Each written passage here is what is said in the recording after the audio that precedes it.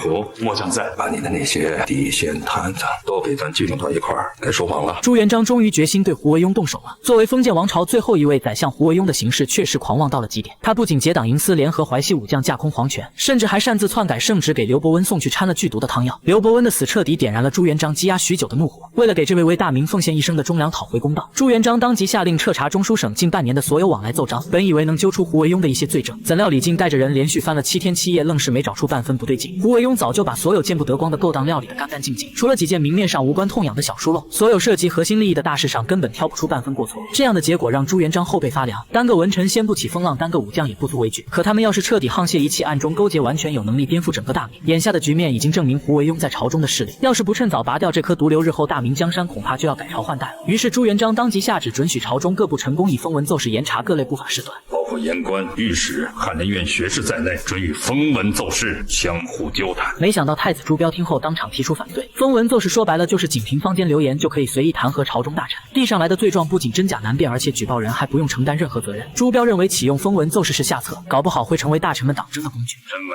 由咱来辩，下策用事往往就是上策。可没想到连着等了好几天，连一条关于胡惟庸的检举罪状都没收到。好在锦衣卫的办事效率过硬，就在朱元璋一筹莫展的时候，二虎突然给他带来了关键线索。锦衣卫在巡查夫子庙周边的时候，意外撞见了2个洋人，他们是战成国派来大明进贡的使臣。2人抵达京城足足2个月都没有任何官员出面接待，走投无路的使臣只能自掏腰包住进了夫子庙附近的民间客栈。因为庙会上的光明殿装修得非常气派，没见过皇宫的2位使臣直接把光明殿当成了大明的皇宫，整日跪在那等着大明皇帝召见。这怎么搞的？战成国使万里来朝，那就是咱大明的国宾。朝廷上早有规矩，凡是异国使臣一踏上大明的国土，就要享受王宫的礼遇，礼部纯属混账。平复情绪之后，朱元璋脑子里立刻冒出一个鬼点子：胡惟庸作为当朝宰相，对外邦使臣置之不理，这不正好给了他一个借题发挥的完美由头。第2天的早朝之上，朱元璋直接拿着这件事大做文章，把所有矛头同时对准胡惟庸和礼部尚书，而礼部尚书的反应也完全顺了朱元璋的心意，当场把所有罪责全推到了胡惟庸头上，说礼部早在2个月前就把战成使臣入京的消息上报给了中书省，但胡惟庸一直压着奏折留中不发，没有往下传递任何指令。面对这从天而降的黑锅，胡惟庸自然不肯乖乖认下。2人在大殿上你一言我一语，直接把严肃的朝会搞成了互揭短处的闹剧。眼看火候已经完全到位，朱元璋当场一声怒喝，打断2人的争执。外邦使臣不远万里前来朝贡，他们却不管不顾，实在有损大明天威。咱们的中书省丞相还有礼部尚书当庭推诿，相互指责。听旨，把胡惟庸、杨凯蒂押赴刑部关押，在事情查明后严办。胡惟庸听后直接僵在原地，从权倾朝野的宰相到沦为待审的阶下囚，他只用了一个早朝的时间。眼前的场景把满朝文武吓得尿不湿都尿湿了。紧接着朱元璋又放出狠话，胡惟庸和礼部尚书就是所有人的前车之鉴，他离京的这段日子，朝中绝对不止发生了这一件欺上瞒下的大事，希望大家踊跃检举揭发。如果有谁敢知情不报、相互隐瞒的，